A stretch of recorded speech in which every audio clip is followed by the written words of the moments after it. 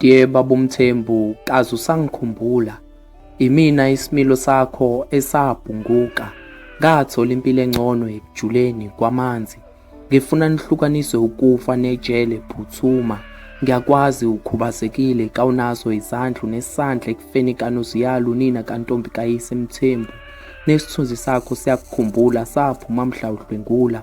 Washo efakaza noNtombi kayise Mthembu ubaba wangidlwengula nogada msuse ekhaya. Ekhaya kakusasikho ekhaya ngoba kusekhaya, ekhaya sekuyikhaya ngikotiza ekhaya.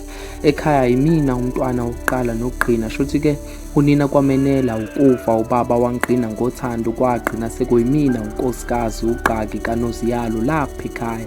Ekhaya sekwaba insakavukela umchilo wesidwabu kunyukubezwa insika ekhaya.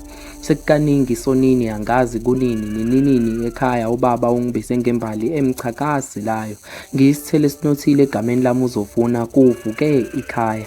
Uthi akangidlwenguli uyakuvuna lokho akutshalile ngokwegama yimina uNtombi kayise Mthembu. Nginokufikela uhlevana mengicabanga ukushona kwelanga ngiyisekhaya. Ngoba kwenzeka lapho ngubumnyama kuyihlazo ekhaya.